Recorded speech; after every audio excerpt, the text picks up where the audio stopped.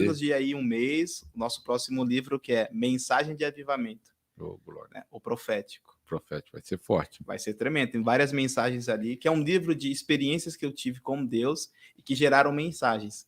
Não são mensagens estudadas, que eu estudei e tal, o Senhor me deu. Não. São mensagens que eu vivi, situações que eu vivi, e dentro dessas situações Deus extraiu pérolas minhas. E essas situações viraram mensagens. E algumas delas eu já me iniciei em algumas igrejas. Então é um livro realmente muito pesado, eu creio que vai ser um desatar para muitas pessoas que lerem. Amém. Amém. Para deixar um pouco aguçado os irmãos, né? Só dar um testemunhozinho do livro. Quando meu irmão foi recolhido, ele tinha 26 anos. Eu fiquei muito triste. Faz o quê? Faz 2 anos, 2 né? anos. 2 anos. Aí o Senhor me deu uma mensagem. Eu nunca tinha visto esse texto dessa forma. Lá, quando Jesus ele vai abençoar os pães, são o quê? São 5 pães e 2 peixes. Nós somos 5 irmãos. 2 peixes, meu pai e minha mãe. Eu fiquei olhando aquilo. Aí ele falou assim, olha o que Jesus fez. Ele agradeceu. Você pode passar a vida toda reclamando do pouco de tempo que seu irmão viveu, ou você pode passar a vida toda agradecendo pelo tempo que ele viveu. A perspectiva é sua. 5 pães e 2 peixes. Muitas vezes a gente reclama pelo pouco tempo que uma pessoa vive. Quando a gente reclama, a gente pode agradecer. E a dor sai. E a dor diminui. Porque a gente começa a olhar pelos olhos do Senhor, pelos olhos da glória. O que são 26 anos comparado com a eternidade? Tinha 26 anos? Sim. E aí, no livro vai estar bem mais detalhado, tal, essa mensagem. Como é só para despertar. Então, você sabe que nós vivemos numa dimensão física e espiritual. Nós somos seres físicos e espirituais, só que na realidade inverte. Nós somos espirituais e físicos. 1 Tessalonicenses diz o quê? Santificai todo o vosso espírito, alma e corpo. O homem foi criado primeiro no espírito, porque Deus é espírito. Lá em Salmos 8, se não me engano, está escrito, vós sois deuses. O que ele está querendo dizer ali?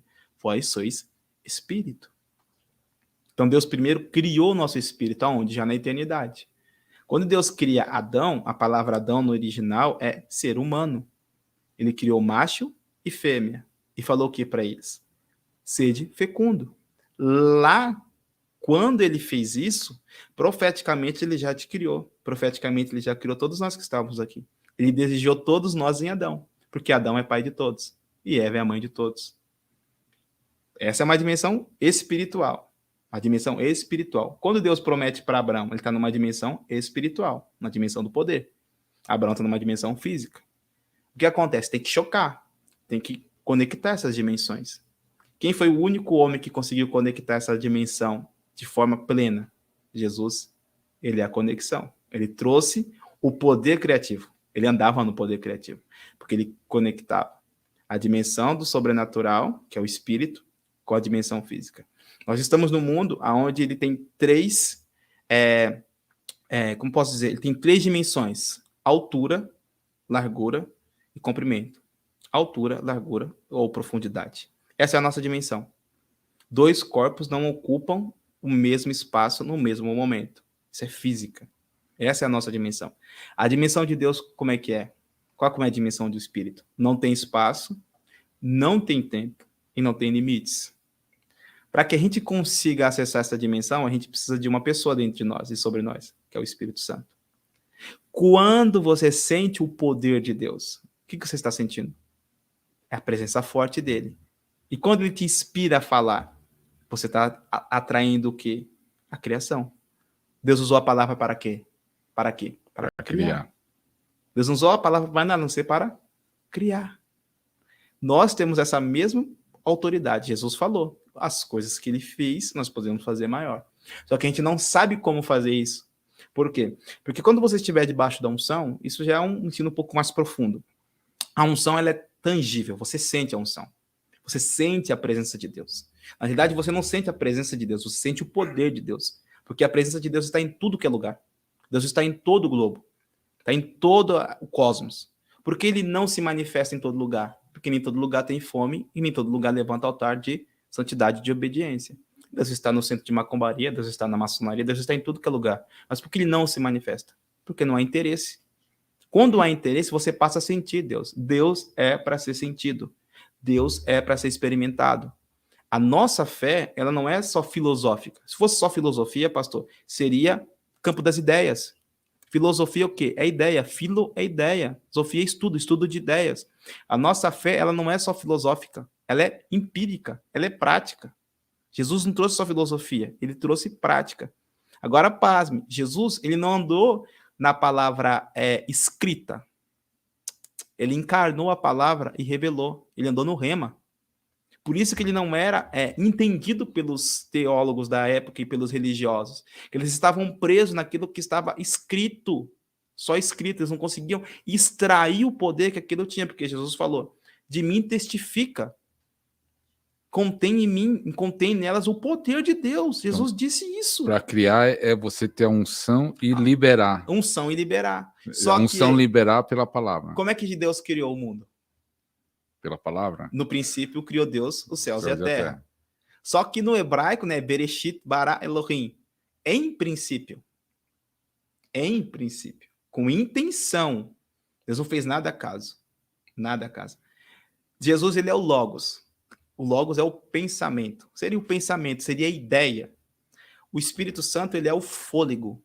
Ele é o hálito. Ele é a ação. Deus é o Pai, aquele que fala. Mas só que antes que você fale, você tem que pensar. E quando você fala, você libera seu espírito. Jesus falou, as palavras que eu falo são espírito e vida. Quando ele falava, quem tocava a vida das pessoas? O Espírito Santo. As pessoas estão sendo tocadas agora. Quem está sendo tocado? Não é a minha voz. Não é o meu hálito. É o Espírito Santo. Quando Deus ele fala, ele pensa. E quem é o pensamento? Jesus. Entendeu? Jesus, ele é o pensamento. Quando esse pensamento se manifesta, Jesus pega aquele pensamento e traz ao Pai. O Pai verbaliza. Quando o Pai verbaliza, o Espírito pega aquele verbo e faz acontecer. Você tem que entrar na dimensão sobrenatural através da imaginação. Através dos sonhos. Pensamento, sonho, visões. Como é que você ora para alguém que está enfermo? Você vai orar para a enfermidade da pessoa e vai ficar olhando para a enfermidade da pessoa? Você não vai conseguir orar. Você tem que ver, vamos dizer, for orar para o enfermo, já tem que estar vendo ele já curado. Sim. Vamos dizer, se o cara... O exemplo, para pegar o fio da meada. A pessoa está deitado na cama, não consegue andar. Você vai orar por ele, já imagina ele andando. Ó, aconteceu uma vez, né, isso. Uma pessoa estava com fibromialgia, os médicos não tinham mais o que fazer, ela estava com dores, né? Você sabe que é uma doença que não tem cura, a fibromialgia. É uma doença nos nervos. E a minha mãe falou comigo, olha, tal irmã está doente, assim. Eu recebi uma profecia, isso é profecia, é o que Deus vai fazer, não é palavra de conhecimento. Palavra de conhecimento é o que está acontecendo ou o que acontecia numa vida. Profecia é o que Deus vai fazer. Eu recebi uma profecia. Eu recebi no meu interior uma imagem dela levantando e manifestando. Eu fui lá, peguei essa profecia e fiz acontecer. Como? Cheguei lá, eu já tinha visto ela de pé. Quando eu fui orar por ela, dito e feito. Eu orei por ela. Já tinha visto e a sua fé já... Um raio de eletricidade veio sobre o meu corpo, zzz, passou para ela. Fez esse barulho, zzz, no meu ouvido, zzz, passou para ela. Assim que passou para ela, ela pulou. Ela falou, tô curada. Que é o dom, isso é um mistério, é o dom da fé. Não é uma fé natural, é uma fé sobrenatural que Deus te dá para você agir como ele agiria. Então, você quiser mais profundidade sobre a unção criativa, vai estar no livro dele, vai estar no capítulo, que aí não dá para aprofundar, que ele vai ter que... Como é que você muda a sua realidade, pastor? Pela fé. E como é que essa fé funciona? Eu não sei como você quer explicar, mas explica aí como você quer. Mentalidade. Vamos dizer, eu sei... Como você se imagina? Poderia falar visão, né? Isso. Tem um provérbio, né? Diz, assim como você imagina a sua alma, assim você é. Assim você é. Você pode estar numa situação difícil. Se você se imaginar essa situação difícil, você vai continuar nela. Imaginar que nunca orar. Vai sair dessa situação. Você não vai conseguir orar para romper. Você não vai conseguir clamar para romper. Teve um homem na Bíblia que ele teve o nome de Jabes. A mãe dele teve ele com muitas dores. E colocou o nome dele de Jabes. Jabes significaria, né? Meio que maldição. Não me engano, acho que é Jabes. Jabes. O que ele faz? Ele não aceita, ele começa a orar. Não se imaginando naquela situação. Porque para o hebreu, para o judeu, quando ele tem um filho, ele dá um nome, esse nome é um destino. É um destino. Esse nome é uma profecia. Ele falou, não aceita esse destino. O destino dele ia ser sofrimento. Talvez seu pai, sua mãe, eu não sei, falou alguma coisa de você, algum pastor, algum líder, algum chefe, alguém que teve sobre a tua vida falou alguma coisa para você, que pode ter liberado o destino de maldição. Mas se você não se enxergar assim e orar como você se enxerga, você vai sentir o poder de Deus. A presença de Deus falando para você, sai disso aí. Não fica nisso, não. Quantas vezes eu estive assim? Talvez o pastor, quantas vezes me sentindo pequeno, e do nada, peraí, não é isso que Deus falou para mim. Essa não é a realidade que Deus falou para mim. O que eu estou vivendo agora é transitório, porque não é a realidade, não é a promessa de Deus. Não é a promessa. Então você tem que fechar os seus olhos e ver a promessa e orar. E trazer a existência o que não existe pela palavra de Deus. Porque ele chama as coisas que não são como? Pela imaginação. Como que são? O mundo físico está aqui. E o Espírito de Deus pairava sobre a face do abismo. Ele estava o quê? Pairar ali no hebraico é chocar. O que ele estava chocando ali? Esperando uma ordem para criar. Quando você está chocando, você está fazendo o quê? Você está criando um ambiente propício para que o pintinho... O pessoal usa a palavra muito hoje, gerar, né? Você está gerando. Está gerando ali. Quando a galinha ela tem né, ela é copulada, ela põe um ovo, ela tem que ficar ali aquele período ali chocando. Na expectativa que vai nascer. Ela cria um ambiente numa temperatura propícia para aquele ovo. É assim que o Espírito Santo faz. E é assim que a gente tem que fazer. Cria um ambiente propício para o Espírito Santo. Ele vai gerar coisas